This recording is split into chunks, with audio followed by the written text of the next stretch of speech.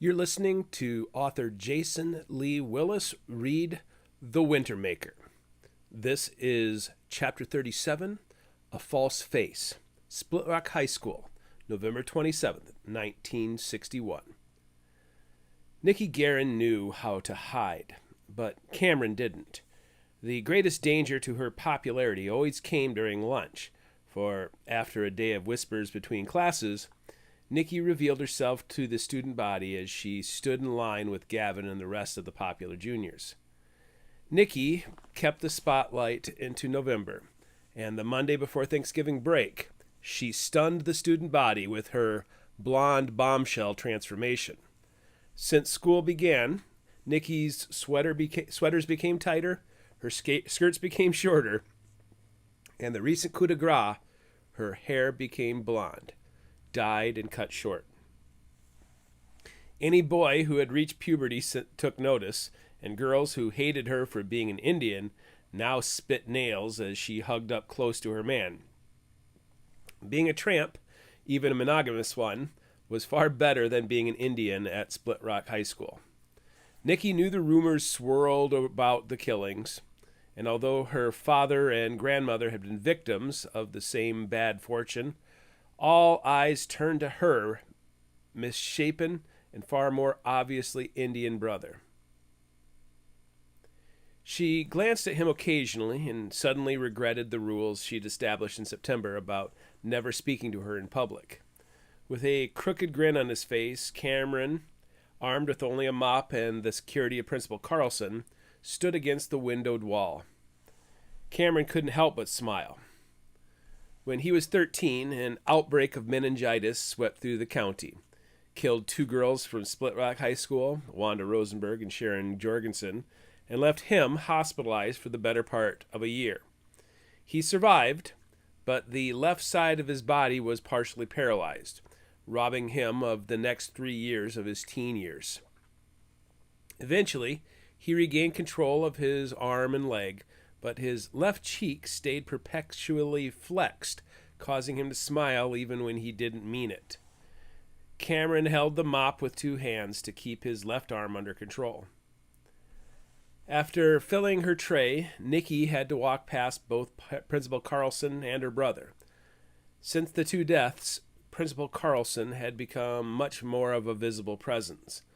Luckily, they were busy talking about Thanksgiving plans. Cameron did his part by ignoring her, and once Nikki sat down with Gavin, she glanced back at her sweet brother.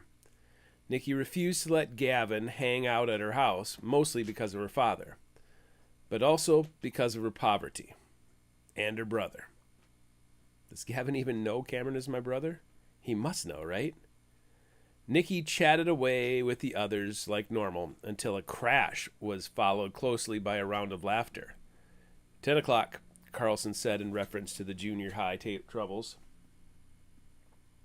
Cameron took hold of one of the rolling trash cans with his weaker left arm and held the mop in its bucket with his right hand.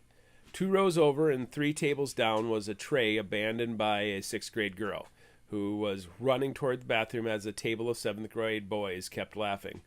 "What a loser," Biff Forsberg said loudly. Nikki fumed but did nothing. Cameron went to work picking up the larger items on the floor, the milk carton and bread. A dustpan hung from the side of the garbage can, which he unclipped and used to scoop up the scalloped potatoes and ham. Next, he picked up his wet mop and slopped over the whole area until little remained of the mess except the wet spot on the floor and some spilled water on his pant legs. "Don't slip on the water," Cameron said to Jimmy Nielsen when he rose from the end of the table. "Nice job, Cameron," Chris Luning says as he also got up to walk around the slippery spot on the cafeteria floor. Nikki knew the junior high kids always ate faster so they could get outside on the playground, but the sophomore boys were another story. The sophomore boys filled up a table a row over, and then their whispers were followed by chuckles, all aimed at Cameron, who rolled the garbage can to one side of the slippery spot and then moved the mop bucket to the other. He carefully set the handle of the mop across the width of the puddle so that no one would accidentally walk through it while he went to retrieve the wet floor sign. But while he bent over, a tater tot struck him in the ribs, bouncing back under the empty table. Nikki felt ready to gouge out eyes, but looked away instead. When she looked back, she saw Charlie Morrison grinning and another, John Thaxton, glaring at Cameron. None of these sophomore creeps know he's my brother. Nikki prepared herself to do something incredibly stupid, defend Cameron. She took hold of a half-finished milk carton, widening for a quick dump over Charlie's head. Any sass after that would be ended by Gavin, who would defend her without thought. But Cameron hustled off toward the custodial closet near the washroom, and by the time he returned to the puddle, the sophomores had gone to empty their trays as Cameron fumbled with the plastic wet floor sign. Finally, the lunch bell rang again, sending Nikki and the rest of the students off to the teachers. When the school day ended, Nikki tried to forget all about what happened to her brother, but he was all she could think about as she left. I should have done something. She looked out the window to where Cameron parked his old F1 Ford pickup truck behind the gym near the dumpsters. Although dented and rusting, it had been part of his severance package from Carousel Park Management. The truck came with strings attached. Cameron was given the utility truck purchased by the park so that he could do a security check of the park twice a day. Although everything had been boarded up, it still invited vandals, so each day before he headed to school, he stopped at the park and walked around the grounds. Then he went after his shift at the school as well. He's my brother. Next time I won't let those racist jerks pick on him. Claiming she had to work on homework, she gave Gavin the cold shoulder on her ride home. Hours later, Nikki was working on homework when she heard honking. I'm sorry, Cameron. Whenever Cameron finished his shift at school, he passed by the house, honking twice at the end of the driveway before continuing down Old Copper Road. She turned her guilt into focus on her homework. She was so focused that she didn't give the thought of snowmobiles much thought. The new recreational sport was all the rage, and Gavin's family owned one. He'd even taken her on a short ride, wrapping his arms around her as he sat behind her. Is he the one? How far do I take our relationship? It can't be serious if I won't even let him meet my family. Thoughts of riding snowmobiles with Gavin ended her homework efforts, and she decided to go to bed so she could finish in the morning. First, Nikki said a prayer for her brother. Next, she prayed for healing for Grandma Lily. For her father, she prayed for contentment. For her mother, she asked for needed patience and strength. Finally, she prayed for all the people on her paternal side, realizing her anger stemmed from the sight of her brother being harassed by adolescent white boys. Nikki was almost asleep when she heard Cameron's old truck. Then she heard her mother's scream. By the time Nikki threw on her robe and raced downstairs, a pool of blood formed on the linoleum. Her father cradled Cameron in his arms, holding a blood-soaked dish towel to Cameron's eye, where the eyebrow dangled vertically. "Call the sheriff!" her mother shouted at Nikki, returning with more towels. Chapter 38. Cut Off. Leech Lake, Minnesota, December 4th, 1961. Light December snow fell across Hiawatha County as Lily Guerin looked out the passenger window of the hospital van. Behind them, her son followed in his own car. Just a moment earlier, it had been a joyful summer. Now, Old Man Winter had arrived. Between the towns of Pine River and Bacchus, Highway 371 bent into Hiawatha County for a span of 10 miles, bringing her the closest to the battle as she'd been in months. Lily, however, was in full retreat, and the big van soon crossed into Cass County on its way to Leech Lake, where I can heal in relative safety. Jean had taught her all about watersheds. Nimrod Hill, for example, was a watershed that fed 2 rivers on either side. A snowflake that fell on the eastern slope of Nimrod Hill would melt into Crow Wing River. Yet, if the snowflake fell on the western slope, it would melt into the Blue Knife River, which would pass by Lily Guerin's childhood home along the Turtle Island Reservation. Both rivers eventually led to the ocean. If the snowflake dropped anywhere within a 1.2 million square miles in the adjacent 32 states, the fate of the snowflake would be the same, the Gulf of Mexico. For Gene, rivers and watersheds were synonymous with the afterlife. His studies of the Jewish concept of Sheol, the Greek concept of Erebus, and the Anishinaabe concept of the River of Souls led him to believe that a human soul had a spiritual connection to the flow of water that led to the primordial underworld. When Gene's body was crushed by a runaway car, his blood and soul spilled at La Hillier gas station, but still found its way to the spiritual river. It was a journey she almost took a few months earlier. Only a few places in the world did not flow into what the Greeks called Oceanus, the river of the dead. It's an Indo-Heaic basin, Gene had explained in 1910. They form in a depression on the top of a plateau, like with Devil's Lake in North Dakota, or, as in the case of Salt Lake in Utah, between two mountains with no outlet. "I still don't understand why you're driving all the way to Mankato," Lily had said to him. "I just realized that Lura Lake, the lake you were named after, Tawapatakian, it's an Indo-Heaic basin. It's only a few hundred yards from the Maple River, but it's cut off. I believe your ancestors chose to camp along its shores because it was spiritually protected from the evil water spirits lurking around the Haunted Valley, or even here at Lake Manitou. It's a spiritual blind spot. No water flows in or out of this place. Do you understand?"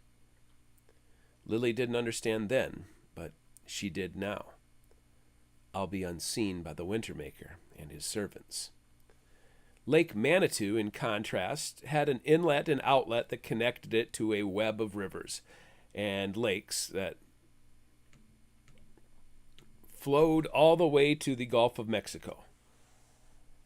On the whole of North America, only a few places like Lura Lake existed. Fawn had fled to an Indo-Heaic basin after Gene's death. First, she spent time at the Turtle Mountain Reservation in North Dakota before continuing all the way to the spine of the Turtle deep in the Rockies, where her high mountain home was cut off from the great watersheds. Now, Lily fled to a man-made Indo-Heaic basin. Once the home of her paternal grandfather, Leech Lake was 50 miles north of Brainerd. Although the Mississippi River looped around it on its eastern, northern, and western borders, it was not directly part of the chain. In fact, aside from several lakes and rivers that drained into it, Leech Lake was essentially cut off from the Mississippi, thanks to a government-made dam. In times of drought or winter, it acted like a concrete moat. For Lily, living at Leech Lake would allow her to slip into one of the spiritual blind spots to recover. At the intersection of Highway 371 and 200, the hospital van turned toward a place familiar to Lily and her Anishinaabe people.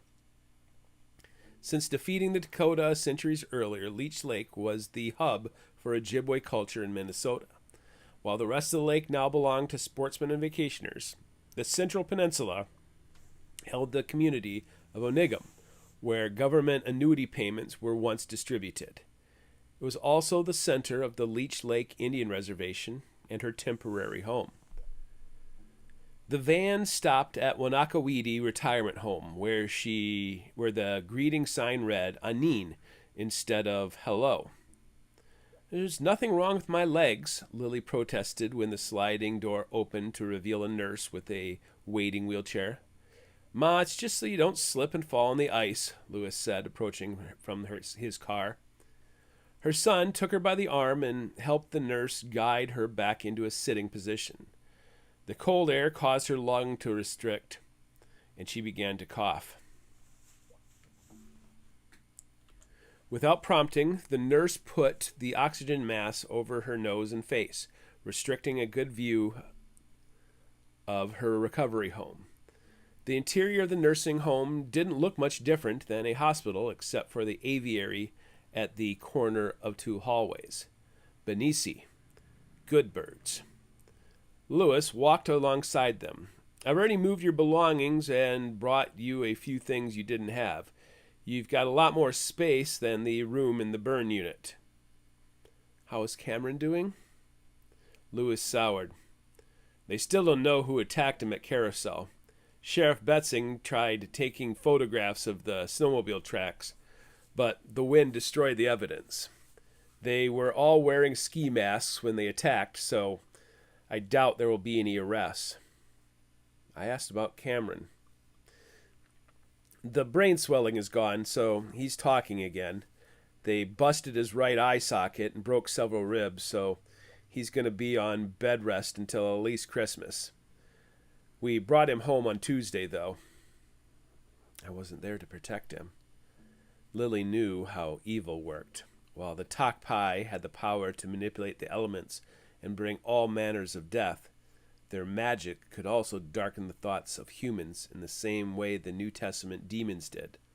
Cameron had been attacked by a gang of snowmobile-riding thugs, undoubtedly spurred on by the evil surrounding Lake Manitou. Well, welcome home, Ma. What do you think? Lily had been so lost in thought that she hadn't even noticed where her room was located. Her window overlooked Leech Lake. A football field-sized yard was between her new home and the wooded lakeshore. Her bed had a big oxygen tank and a tangle of tubes coming off of it. A crucifix and a frame picture of the late Pope Pius XII hung on her wall. A small love seat, table, and chair filled out the rest of her room. Where is the willow that Eddie Nielsen brought for me? I think that was thrown away when they cleaned out your hospital room. I need that. I need him. Lily began coughing, and she focused on taking deep breaths to avoid getting lightheaded. The ride had stolen away all the energy she had for the day, and after taking a few moments to collect herself, she allowed Lewis and the nurse to help her to bed. Lewis stayed for a few more minutes and gave her a notepad to write down requests for the new room. Willow branches, sinew, feathers, cowrie shells, leather, beads. Lily tore off the page and handed it to Lewis before he left. Leech Lake was cut off from the Mississippi. She felt spiritually cut off from God. Although her sorcery and magic once worked near the shores of Lake Manitou, her physical and spiritual blindness continued after her migration from Brainerd to Leech Lake. A punishment for my arrogance. Just as Job was cursed with tragedy and physical ailments, Lily also felt herself in the crosshairs of the evil one. Luckily, she began to regain her strength, and although spiritually cut off from the world, she was able to read many newspapers brought in from around the state and country. She just finished reading about the Wadena fisherman who died on Lake Manitou. Young Wesley Thorgard fell through the ice, leaving behind a widow at home and a red Jeep parked near Carousel Island. A sacrifice. Feeling defeated, Lily closed her eyes and did not open them until the next morning. But during the night, God granted her a dream. Her first dream involved Shirani Basant and his henchmen, driving down highways like wolves hunting through the timber. For months prior to the fire, she'd seen Basant's face in her dreams, unable to comprehend why. Now his somber face transformed into a frosty blue mask, Babuniki, the Wintermaker. Now that the season had turned to winter, the Wintermaker's constellation, known to the Western world as Orion, appeared upon the horizon. His outstretched arms shattered the glass of heaven, and he stepped from the dark cosmos onto the wooded edge of the horizon. A shadow, he crept from tree to tree, and like the thugs who'd attacked her grandson, his face was masked. Babuniki pulled a sled behind him, and on the sled Lily saw the souls of the departed: Wesley Thorgard, Rory Stewart, Isaac Larson, Gladys Kruger, Leona and Mary Brady, and Walter Zebus. He stopped the sled in front of Deadwood Island, now known as Carousel Island. 5 black spirits, the sleeping Takpai, still waited for death to bring them life. The masked Babuniki chopped a large hole in the ice, shaking the souls of the dead into the water. Then, with an empty sled, he continued his trek towards the shore of Bleeding Rock. When Lily woke, she wept. Chapter 39. 3 tines are a trike. Split Rock High School, December 15th, 1961. The snow continued to come down hard, but it was too late on a Friday afternoon to bother closing school early. Chris Looning, like most of the other students, watched the world turn white as he walked through the tube to his locker. Winter arrived too quickly. "Hey, what are you going to do this weekend?" Chris looked up to see Jimmy Nielsen standing beside his locker. "I don't know. Why?" "There's a problem," Jimmy said, glancing at the busy hallway full of students preparing to leave. Does he believe me now? The nervousness of Jimmy's glance drew Chris's attention to the cut along his eyebrow. "What's wrong?" Coach Webster scheduled a scrimmage on Saturday." "Really? This is about wrestling?" Neither of his blood brothers believed his theory that something foul had caused Grandpa Albert's accident. Both chalked it up to Grandpa Albert being old. "So?" "A varsity scrimmage." "My grandpa's in the hospital and your biggest worry is practice?" Jimmy remained sincere, so Chris prompted. "And?" "Biff's still wrestling JV, and they're not expected to be there. And even if they were there, he's got to stay home and do the milking chores this weekend because his dad's going to Leech Lake for some fishing tournament or something." Then Jimmy's face grew somber. "We can't let Biff be alone." Chris suddenly understood the unspoken message. The Manitou was coming for Biff. "What do you want me to do?" "Invite him over to your house." But he's got chores." "Exactly. Invite him over to your house for the weekend, and when he tells you no, ask if you can go to his house. It's just him and his ma and his little sister. He's vulnerable, okay? If something's going to happen, it will happen this weekend. It's the winter solstice." "Did something happen with you guys? Why aren't you two talking?" "It doesn't matter." "Yes, it does. If he's sore about not making varsity, that's one thing. But if there's something else, then I need to know. We're blood brothers." Jimmy's fingers went to the cut above his eye. He told Emil Berg his stupid story about the custodian being the serial killer. And Emil told his older brother, and those assholes were the one that put Can Man in the hospital. "I heard Can Man was arrested." Jimmy's mouth tightened. "They had to bring him to the hospital. The cops wanted names so they could press charges, you dimwit. They didn't arrest him." "If they're fighting, then I'll be the one to help them both." "Figure out something, okay?" Jimmy said and drifted away with the current of the crowd. Chris finished stuffing his bag with homework and began walking toward Biff's locker. It was easy to spot Biff with his orangish-red hair and his distinctive plaid shirt. Before Chris reached the locker, an older girl ran right by him in her loud white go-go boots and skirt. Curious, he watched her run toward the tubes until someone crashed into him from behind, sending him spinning into the freshman lockers and a nearby girl. "Sorry," Chris told the 9th grade girl he crashed into, and when he looked up, he saw Gavin McPherson glance back at him. "Sorry," Chris repeated before heading towards Biff. "So, there's going to be some good football games this weekend. Who you got between the Vikings and the Bears?" "Bears." Biff is going to see right through this. "Yeah, you're probably right. You know, you should come over and watch some games on TV with me." "I can't. I've got chores." Oh, Chris said, almost wincing. Hey, I've got an idea. Why don't I come over after school, spend the night, help you with chores tomorrow morning, and then we can watch some games together. I'll even help with you with the afternoon milking as well. You wouldn't know what the heck you're doing around dairy cows. Yeah, but I'd be a lot better than your sister. Biff turned, revealing a bruise on his right cheek. How did you know my dad was going to be gone? Oh, Jimmy told me? Biff began to angrily toss his books around, with old worksheets and paper flying everywhere. You gonna walk out to my house alone? I could get my dad to bring me. Whatever. So, is that an invitation? Chris asked, but Biff was already walking toward the wrestling locker room. After school, Chris knocked on the front door of the Forsberg house while his father turned around in the driveway.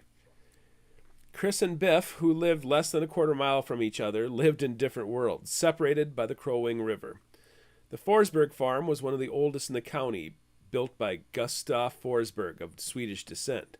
Although the house had been modernized over the past 100 years, the barn remained largely unchanged. Unlike the large red barns with high domed ceilings, the Forsberg barn was built with rock walls along the southern and northern ends and a high foundation along the long walls. Much of the central barn was now skirted with lean-to additions that gave it more space for animals. With the farmstead built atop the rocky ridge separating the Crow Wing River from Lake Manitou, the feedlot had an irregular shape and was immaculately clean. The two smaller buildings, one for hay and one for straw, were tucked away in the trees higher on the ridge. Julia, Biff's younger sister, answered the door. "Mom, Chris Looning is here."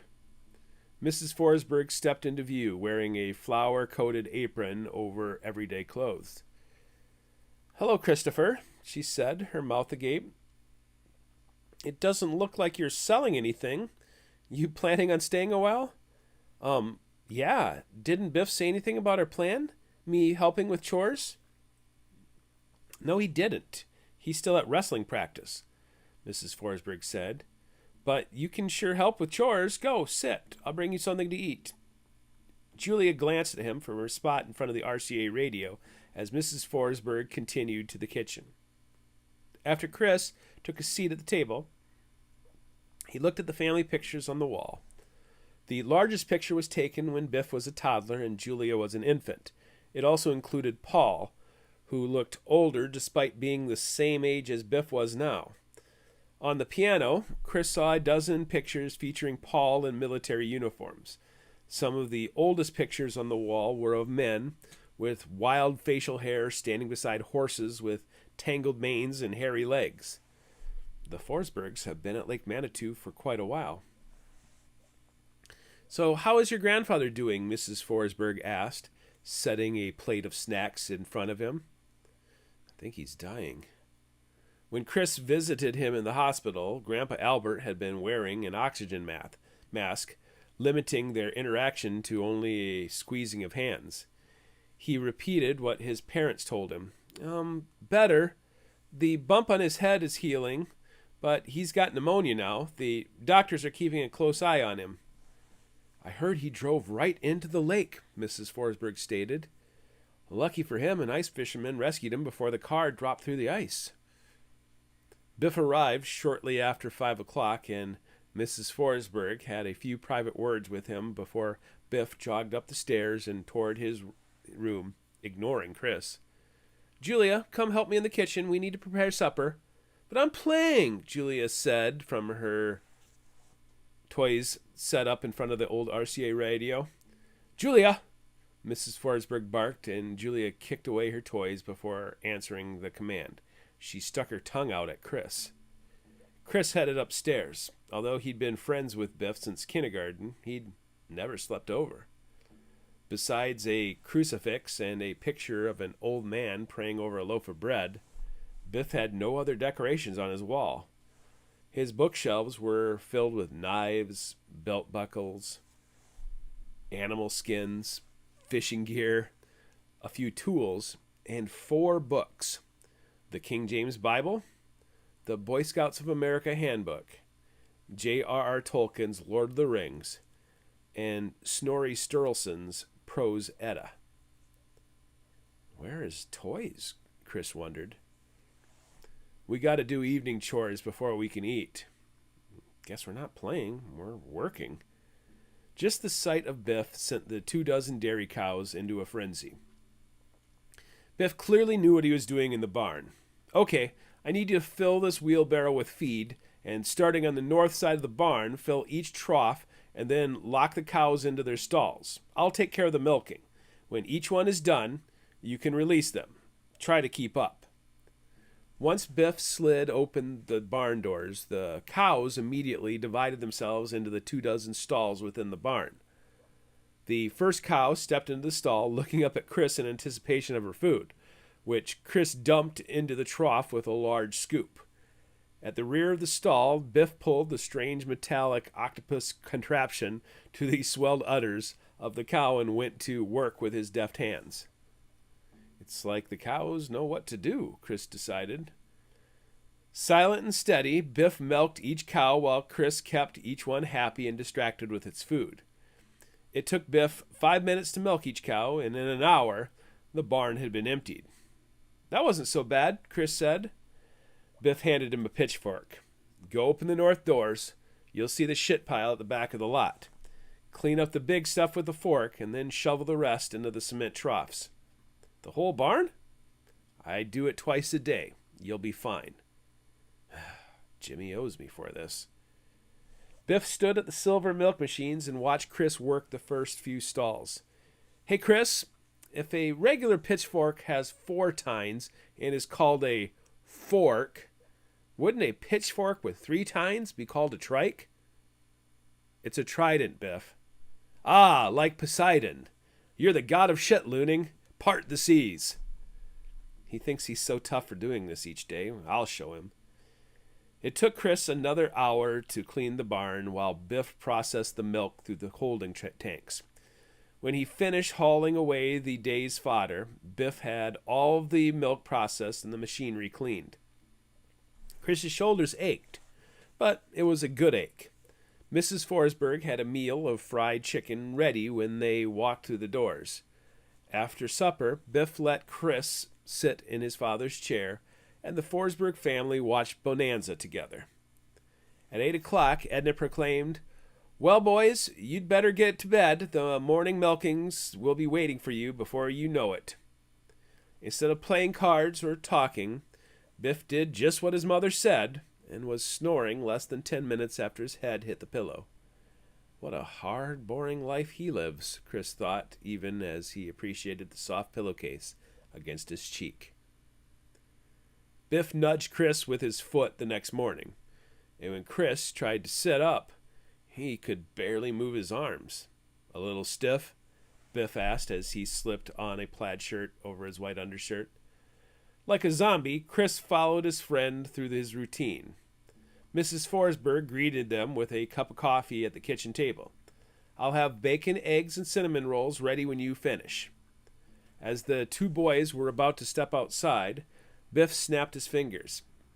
I need to find a small crescent wrench. One of those tubes is leaking on the milker. Go get things ready, and I'll be right there. Where are you going? I got to run to the garage for a minute. The exterior light on the house lit the way to the barn, and the cows seemed to know they were coming, for he could hear them calling out. He opened the gate to the feedlot and, starting with the eastern doors, let the cows out of the holding lot. Going back to the main lot, Chris walked around to the north side of the barn, where he entered through the sliding door.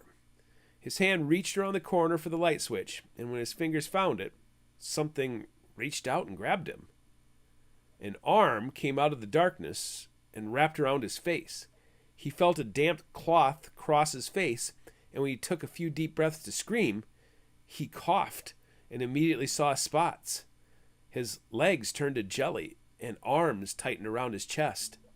Suddenly, concerns of talk pie were nonsense, and the man who'd killed the other boys now had him. Chris slowly lost consciousness with each panicked breath. Lights blinded him, and for a moment, Chris thought he was at St. Peter's pearly gates. "Let him go!" It was Biff. Through his blurred vision, Chris saw his friend through the dark fingers over his eyes. A knife flashed in front of his face, but a moment later, his attacker let out a grunt, and Chris felt himself fall to the concrete of the dairy barn floor. "Get out of here, or I'll split your head open," Biff shouted. A moment later, Chris heard shouts. "Ma, get the gun! Ma, get the gun! The gun! Get the shotgun!" The world spun, and the yellow man standing in front of Chris slowly came into focus. It was a piece of straw between his face and the floor. Chris turned his head slowly, and, inches from his face, he saw blood. His hand moved to his face. His hand moved up to his face, where he felt his throbbing nose. Then his fingers moved to his throat to see if the knife had slit it open wide. It wasn't his blood. Mrs. Forsberg's bare legs appeared between her nightgown and oversized boots. Chris looked up to see a shotgun in her hands. Biff appeared from the open door, snatching the shotgun from her, cracking it open to check for shells, and then handing his mother an 18-inch machete. "What's going on?" she asked, holding the big knife. "Some guy tried to grab Chris. When I stepped in the barn, he had a rag held to his face. He pulled out a knife, and I jabbed him with a pitchfork before he could hurt Chris. He ran out into the woods." "Is Chris hurt?" Suddenly, both Forsbergs were looking down at him. Chris tried to speak, but his head was dizzy, and his arm throbbed with pain. "I think he's fine. I might have got him when I threw the pitchfork." "Oh, good Lord. What should I do?" "Go back inside, make sure Julie is safe, and call the police, okay, Ma?" Mrs. Forsberg nodded and then vanished out of the barn. With the shotgun in his hand, Biff knelt down to Chris and rolled him. "Sorry about your arm, buddy. You'll be fine, though. Here, sit up." Chris felt Biff tugging at his armpits and looked down. He saw blood coming out of his sleeve and a small hole near his left elbow. Then his blood brother set the pitchfork in his lap. "Use this if he comes back. I'm going after him." Despite the world spinning, Chris felt his fingers wrap around the wooden handle of the pitchfork. What the heck just happened? Chapter 40. Cold-Hearted. Old Copper Road, December 16th, 1961. Nikki Guerin's heart leapt in her chest when the phone rang. Could it be Gavin? It kept ringing, and she heard her mother answer. Instead of her mother shouting her name, the phone call was for her father. Nikki checked the time. Why is it so dark for 8 o'clock in the morning? She rose from her bed and walked to the window. The barn had been swallowed by a thick blanket of winter fog. Hoarfrost decorated all of Hiawatha County like tinsel for Christmas. With all of her plans suddenly canceled until further notice, Nikki slipped into a matching flannel outfit, put on a pair of her thickest socks, and wrapped herself in her favorite blanket. She shuffled out the door into the bathroom, only to find the door closed. She could hear Cameron peeing. When he was done, she gently knocked on the door and stepped back. His eyes were still wide when he opened the door, a sign of sustained fear. The black and blue bruising had turned to even more disgusting yellow, and the scar tissue around his eye added red to his face. He hadn't shaved in a few days either, adding to his frightening appearance.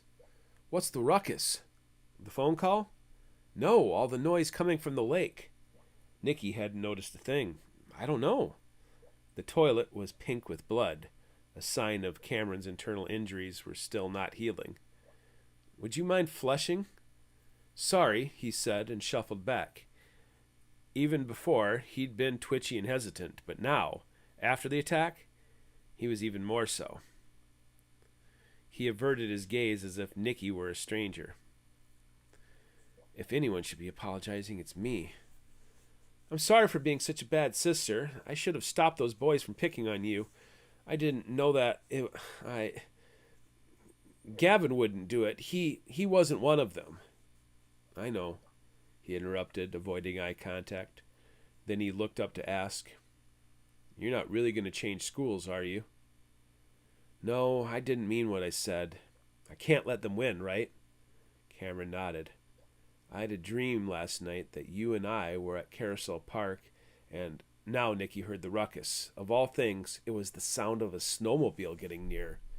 She turned and hustled down the stairs, only to see her father walking through the dining room with a shotgun. What's going on? Nicky asked her mother, who was in the kitchen near the phone. Another attack. This time it was the Forsberg boy. What do you mean an attack? Her question went unanswered. Her father loaded 2 shells and vanished into the entryway. The snowmobile grew louder. Ida McPherson called and said the Forsberg boy got attacked doing chores this morning, and the attacker fled on foot to the north. The McPherson boys are in pursuit, and law enforcement is on the way. The McPherson boys. She adored all of them. Even though Gavin was an only child, a dozen McPhersons would fill the house for supper time, or in this case, for Saturday breakfast. Following the death of patriarch Willem McPherson, all 4 sons banded together to turn their family business into one of the more successful operations in Hiawatha County. Duncan, David, Dale, and Donnie were all born to the matriarch Grandma Olive, who lived in the big house 2 bedrooms down the hall from where Gavin slept. Except for the hair, from Duncan's cue ball bald head to Donnie's shaggy blonde locks, the 4 brothers were clones in attire, language, and physical appearance. Over the past few months, Nicky had been part of a joyous and heated debates at the big table, which could seat 20 when David brought his wife and children. The front door opened and the snowmobile whine reached the kitchen. 2 flashes of light stunned Nicky as she approached the ajar door. First, the single beam came from the lake, right through her grandmother's path in the wild rice and up onto their yard. The second blast of light came from her father's shotgun, which flashed a warning blast into the air. The rider had a rifle strapped to his back, yet heeded the warning. He put up both hands while the sled idled. Then cautiously he reached for his helmet, ripping it off to reveal the face of her ex-boyfriend Gavin. "Back that thing up and get off my property," her father shouted. A moment later, Nicky stepped into the doorway, drawing Gavin's attention. "The Forsberg boy was attacked. I was just coming to make sure you knew." "My son was attacked too," her father said. "Didn't see you rushing over to warn him. Now clear off, we got the message." Why am I doing this to him? He still loves me and I love him. But Nicky stepped back inside the house, leaving Gavin with her father. A moment later, the shiny new Skidoo returned back north.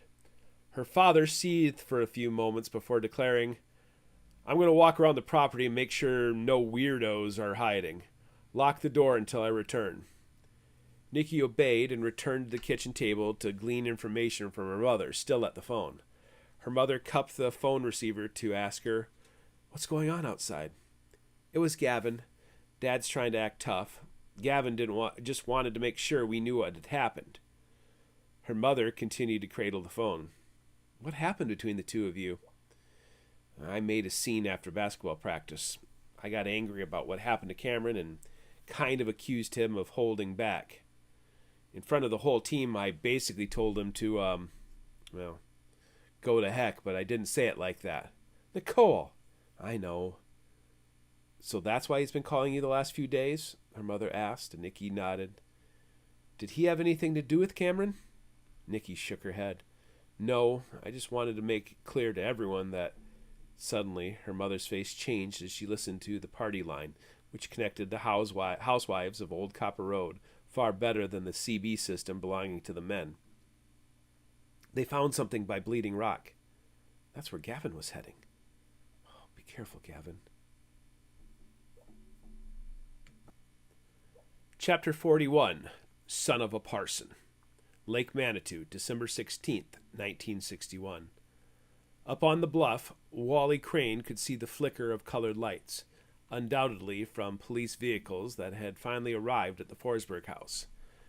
The fog was beginning to lift, and the scale of the crime scene grew by the minute. A snowmobile came racing from the south. Wally, Donnie McPherson, and Steve Knutson pointed their flashlights directly at him and waved their arms. Gavin McPherson stopped and asked, "What's going on?" Donnie McPherson shouted, "It's part of the crime scene, we think. We're watching over it until the police get here." Gavin climbed off his skidoo and walked over the ice to where the three men stood in front of a rectangular hole about 3 feet wide. "What's this all about?" Wally noted how clear-headed the McPhersons had been during the crisis, unafraid to jump into action. The youngest, Duncan's boy, continued to impress him. Their sleuthing had given the Asante Lodge a clue, the Bic lighter and gas can, as well as one of the most important discoveries, Father Jean's journal. Yet Gavin didn't become an idiot. Instead of going to authorities, he took the journal to McGeesey. An ally in our fight, then.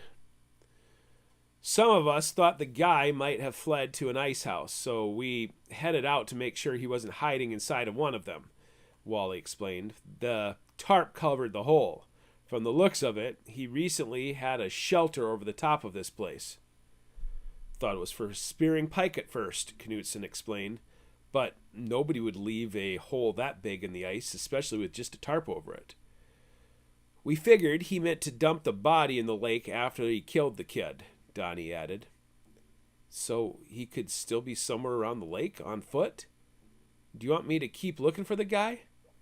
Donnie shot down his nephew. "Cool your jets. Why don't you drive back up to the boat landing and remind them to send someone down here? There might be evidence or something." "Don't drive on the line between us and the boat launch either," Wally added. "There might be some evidence on the lake." Gavin nodded and jogged back to the skidoo. He heeded their advice and drove wide of a direct line. "Your nephew's got a good head on his shoulders," Wally commented. "Ida tends to spoil him too much, but Duncan keeps him in line." "If you boys have this, I'm going to head back to the Forsberg house and see if anyone knows what's going on. Take care, Don." Now able to see his path back to where the killer had recently walked, Wally put his flashlight inside of his coat pocket. His theory about the Plymouth crumbled with each new fact. At the center of the bluff, Bleeding Rock was 30 feet of sheer cliff, but the edge of the Forsberg property, the incline lessened, which is where the sled tracks had ascended to the Forsberg barn. The sound of an engine roared up behind him before a voice said, "Hey, Wally, hop on the back and I'll get you up the hill." "Any word from the boat landing?" Gavin nodded. "Talk to my Uncle Dale. Some guy tried to grab the Forsberg kid while he was milking cows. The ball's on this guy, huh?"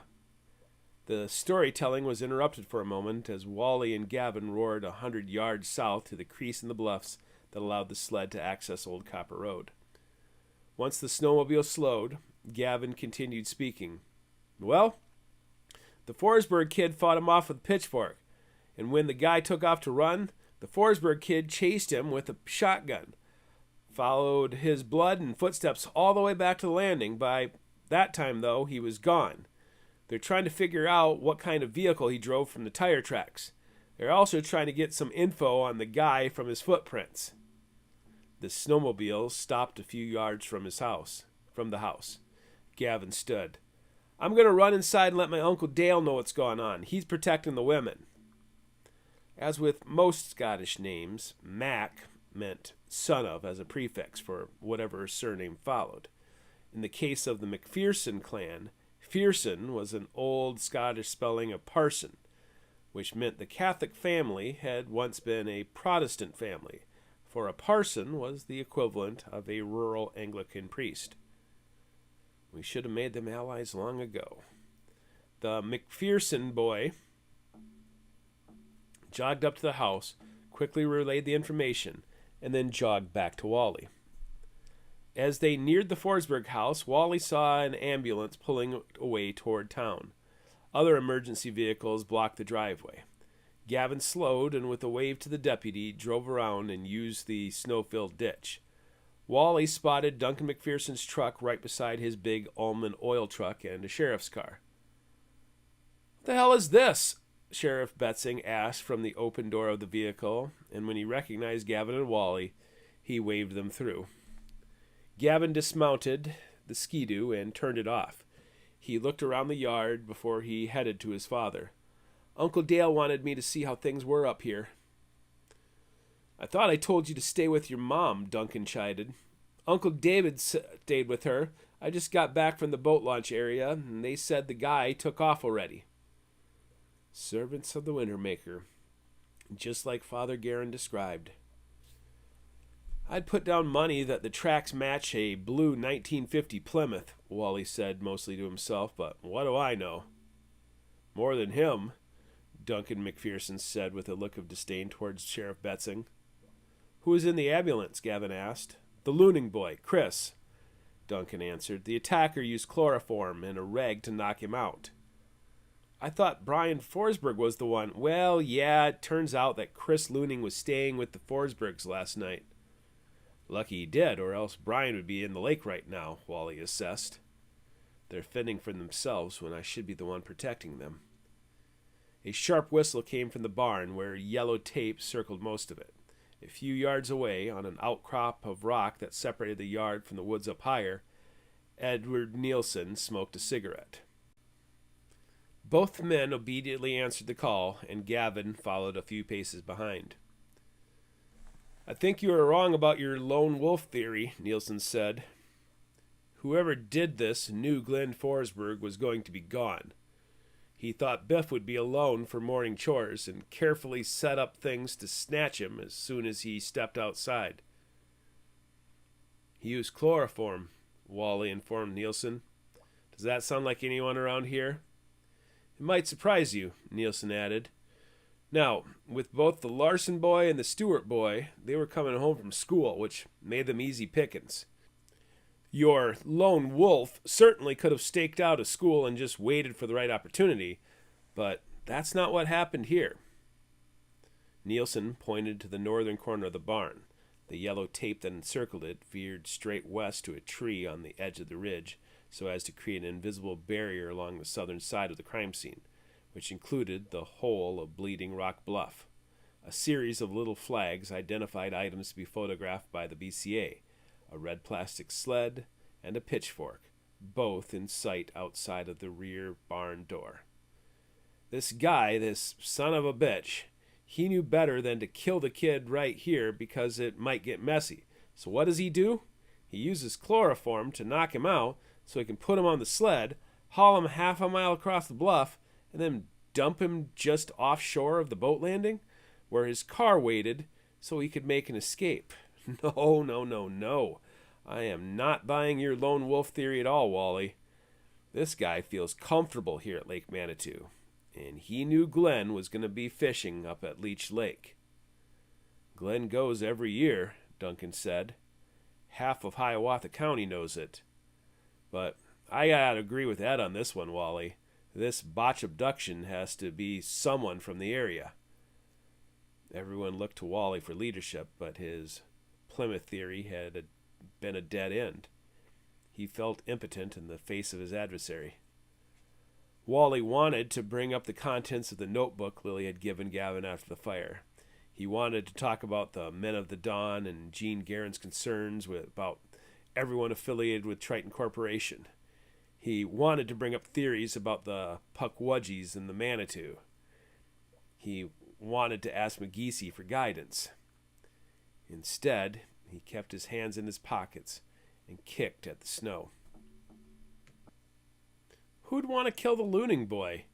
Duncan asked to break the silence. Some weirdo or pervert? Nielsen shook his head. He targeted Brian. He most likely didn't know Chris was going to be staying there, grabbed the wrong boy by accident, and paid the price. They said at the boat landing the guy was wounded, Gavin noted. Nielsen pointed with his cigarette between his fingers toward the woods. Bled like a stuck pig. Brian got him with a pitchfork after he turned a knife on Chris. Chucked the fork right at him and then picked up a machete. I'd run too. Kid might be 13, but he's strong as an ox. The three men all looked behind Gavin, who turned to see Sheriff Betzing approach. Betzing looked like he should be wearing an apron in a bakery rather than holstering a pistol. His fur-lined parka wasn't puffy enough to hide his massive gut, nor could his jiggling cheeks and chin avoid turning bright red in the cold. The BCA will be here any minute, and they want everything cleared out. Any news on the radio? Wally asked. Based on the injury to the looting kid, I don't think this guy is going to need hospital attention unless he gets an infection. We can only hope, Nielsen said. Hope the bastard rots away and dies in some hole. Are you serious, Nielsen? Betzing raised his voice, but not because of the comment. Are you sitting there smoking near the crime scene? Did you drop any cigarette butts? Nielsen sighed. The looting kid told me that when the guy grabbed him, he had smoke on his breath. Are you pointing the finger at me? Nielsen asked, tilting his head with a locked jaw. No, of course not. But when I asked you to keep an eye on the woods, I didn't expect you to light up and start smoking. You didn't tell me about the guy smoking cigarettes. You're not a deputy. None of you are, Betzing groaned. Again, I thank you for all of you for helping, but we got to let the professionals do their jobs now. I need you all to go home. Nielsen twisted the cigarette in his palm of his leather glove and poured the ash and tobacco onto his front jacket pocket with a condescending nod before hopping off the outcrop. Wally and the others walked past the barn and parted ways to return to their daily routines. Smoke on his breath? It's gotta be the Bic lighter guy. But who is he? This is the end of part 9 of The Wintermaker.